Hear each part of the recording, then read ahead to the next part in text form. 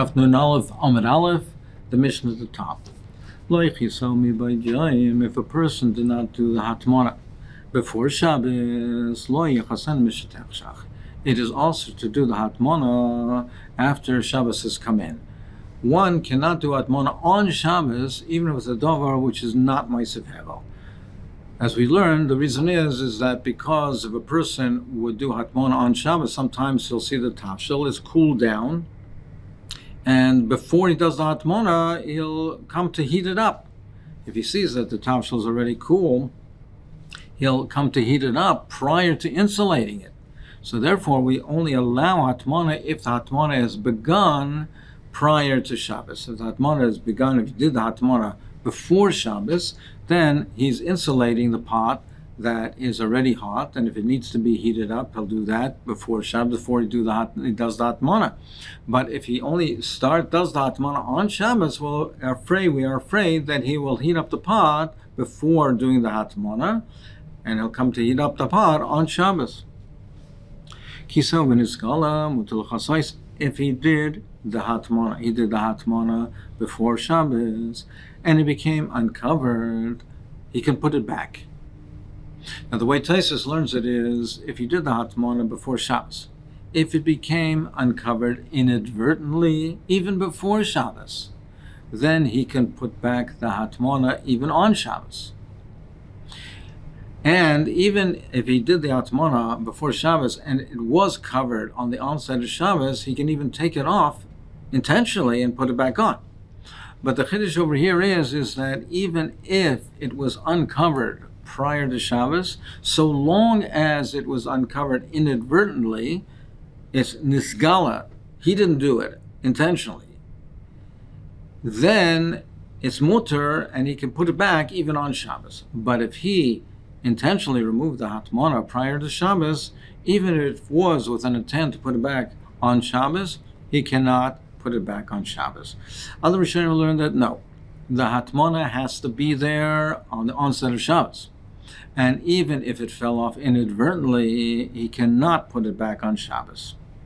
But if it was there, on the onset of Shabbos, they agree that he can take it off and put it back.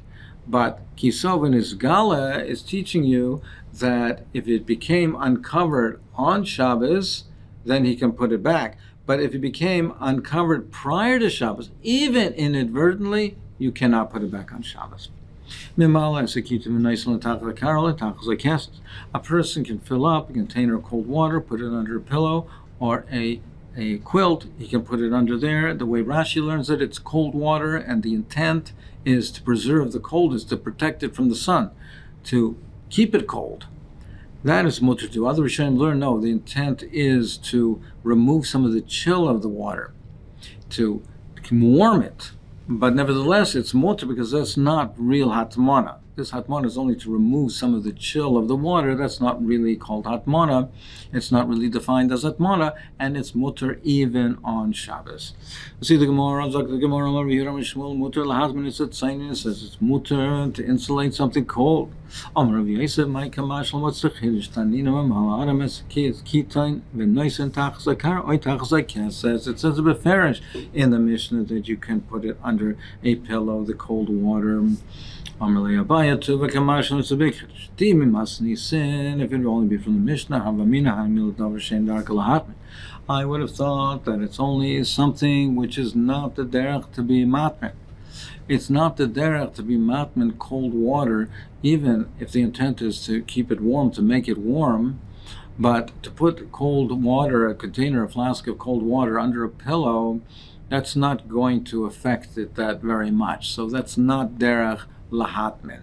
But a tafshil, that it has a greater effect to put it under a pillow, something of that nature. The tafshil, the food, retains the heat longer.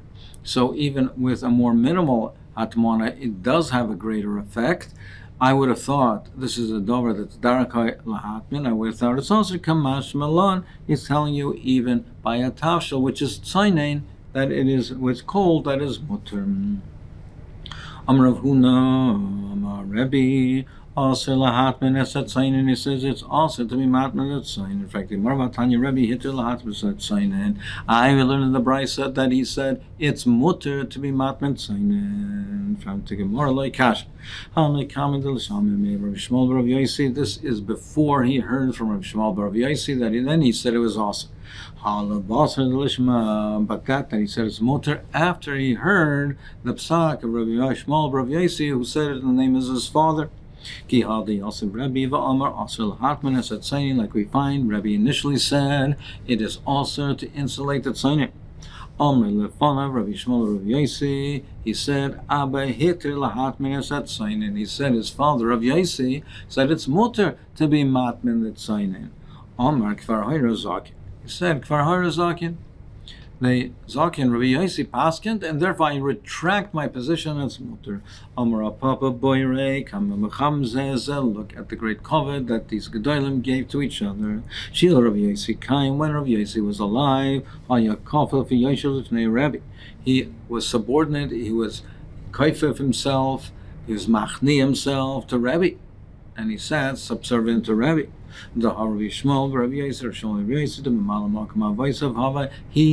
over his father's position, he assumed his father's position, and he conducted himself the way his father did.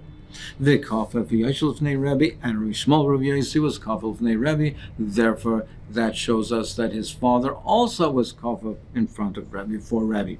And nevertheless, Rabbi was machni himself to Rabbi Yosi, and he said, so look at the great comment they give to each other. In any event, what we see over here is that Rabbi initially said to be matman tzayin is also, but once he heard the psak of Rav Yosi, he retracted and he said it's mutter. Rav Nachman said to the servant atman li tzayin. He said two things to him. One, he said, is insulate, be matman from me, tzayin, something cold. And also heat up for me water that was, bring rather for me water that was heated up by a goy. Shama Rabbi Ami vekpid Rabbi Ami was makpid. Rav Yosi my time ekpid. Why was he upset? Why was Kiravaisa of it? He conducted himself according to Rav Nachman, conducted himself according to his Rabbeim. Chada kirav, chada kishmul, and one was the way according to Rav, and the other way according to Shmuel. Ki Shmuel dam Rav Yehuda mar Shmuel muter lahatmen esat tzayin. So he simply followed his Rabbi's psak that Shmuel said it's muter to be matmen tzayin, and he followed that. And kirav, he followed Rav dam Rav. Rav said dam Rav Shmuel bar Rav Yitzchak amar Rav. He said kol shu nechel kamay shu chai ein ba mishum shulei nachrim. Even though there's an Isser of Bishul Nochrim, the Rabbanan asked something that was cooked by a goy, but they only asked something cooked by a goy if it's something that's not eaten raw. For instance, meat that's cooked, a tafshel of meat, that is something that's not eaten raw. If a goy cooks it, it's Bishul Nochrim. But something which is eaten raw, even if it's heated and cooked up, it's mutter.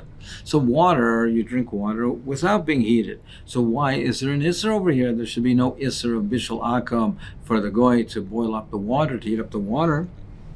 He answered, Savar Adam Chashav Shiny. He said, yes, never, even though me'ikra din, you're correct, that it would be mutter, both of these things would be mutter, but nevertheless, you, Rav Nachman, is an Adam Chashav, he's a prominent person, and people therefore will learn out, and from this, that derive from here that it would be mutter, and therefore he should have conducted himself with a greater chumrah and a higher level, and conducted himself the iser. Tan Rabbanon, he said, we learned that even though we learned you're not taimin on Shabbos, even something which is not Moisef Hevel, like we said, but so even though we learn when Shabbos comes in, on the onset you cannot be taimen lachatchila on Shabbos with something, even if it's not Moisef Hevel, but in Moisef, but you can add on to it. You can put on to something on Shabbos. You can add on to something that's existing. He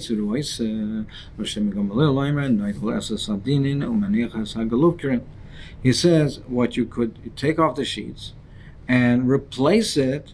You can replace it with other garments, and you can cover it up so you can replace it. And replacing it is not called being matmin l'charchila. That's not called being matmin l'charchila if he replaces it. And you can replace one without the other. He said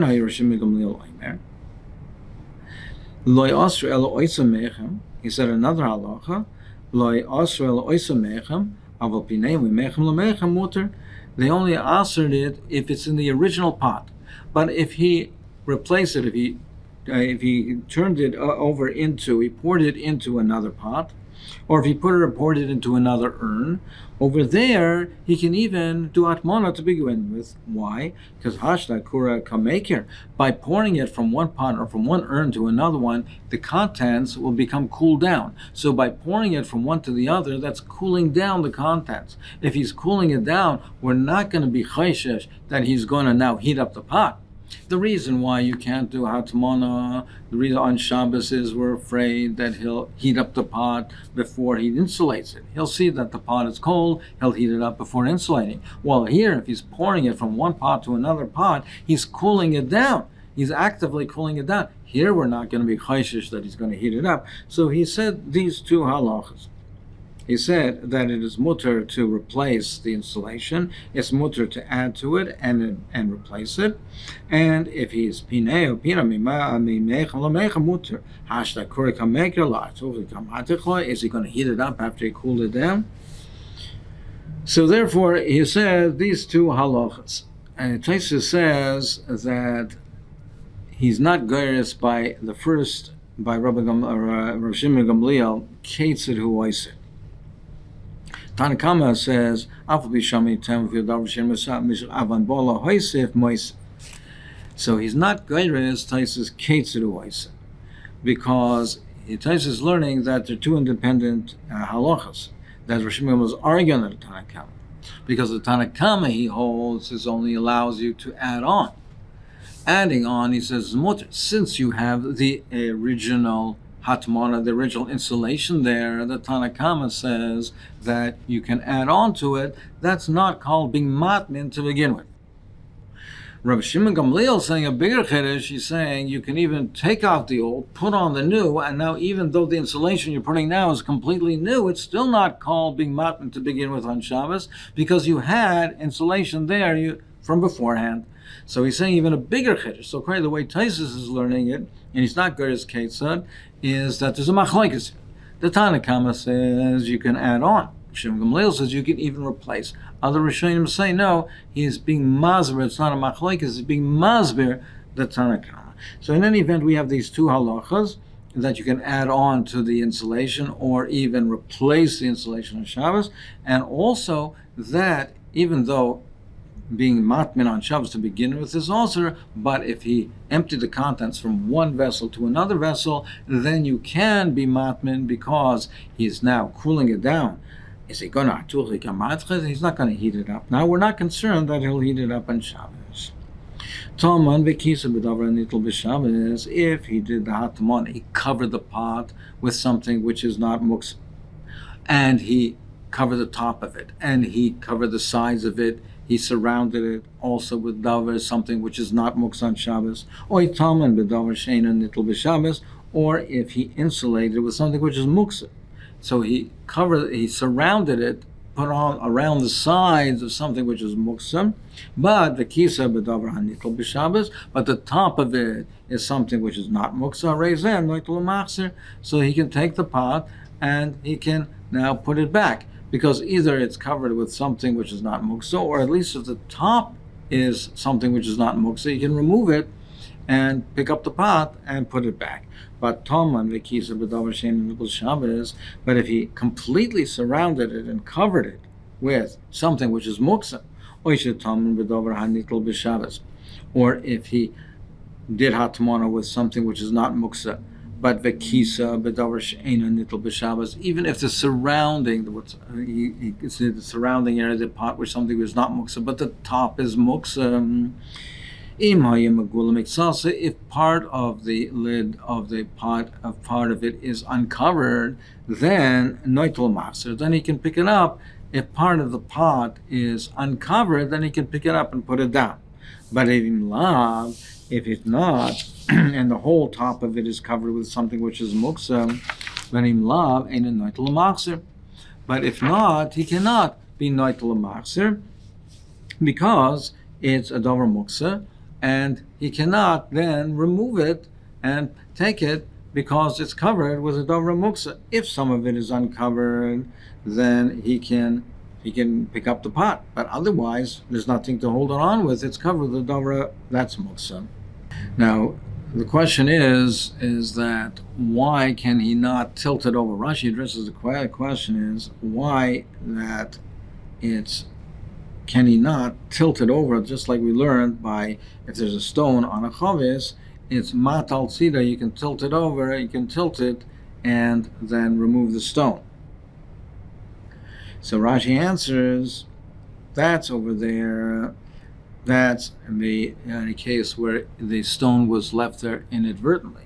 However, over here, when he did the hatamana, here we're talking where he did the hatamana, so he put the insulation there purposely. Therefore, the pot in this case becomes a bosses l'davar ha'aser. It becomes a bosses l'davar ha'aser, and therefore he cannot even tilt it over and tilt it and have the insulation fall off. You can't do that either because the pot becomes a bosses. Now, this is a whole discussion in the Achronim on this point in Rashi, but he maintains that the pot becomes a bosses. If you have from the flax, the combings from the flax, which are fine, it's treated like zevel. Zevel is something which is Ma'asev Hevel. This is also Ma'asev Hevel, and it cannot be used for Atmana even before Shabbos. Rabbi Yehuda, zevel, that's one halach. Next halach, he says, manichem mechem al gabi mechem. You can put one mechem on another mechem, or kedera al gabi kedera, or you can put one kedera on top of another kedera. That it's not a problem putting one urn or one pot on top of the other. That's not hatmana, and that is mutter to do. Rashi says a mechem is made out of copper, and a kedera is made out of earthenware. So you can put one on top of the other. Now Rashi's girsa, even though our girsa is avaloi kedera al gabi mechem, mechem al gabi kedera, you cannot put one on top of the other. A different one, a kedera on top of mechem, mechem on top of kedera. Rashi is not gariz loy, and he says you can put one on top of the other, even if they're different. Even if it's a kedera on a mechem or mechem and a kedera. And you can seal it with dough. As long as the Rishonim speak out, the dough is prepared from before Shabbos, you can seal the opening with dough to keep the warm. You can do that and even seal it. But not to increase the heat, just to maintain the heat level. Now, just like you cannot insulate hot items, you cannot be taimen tzainen. This is what the Gemara brought before. Rebbe hitter lahatmin esat tzainen. Rebbe was matir, like we learned after he heard the psaka of Yaisi. He said no, tzainen is mutter. You could be matmin the tzainen.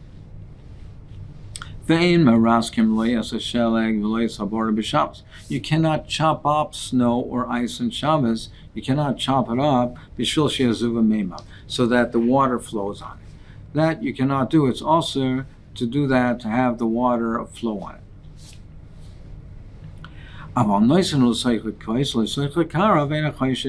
But you can put it into a bowl.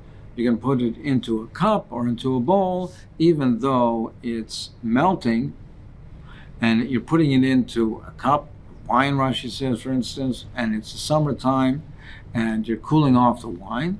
even though it's going to melt on its own, it's mutter. To put it into a cup, even to a liquid, and have it melt, it's mutter.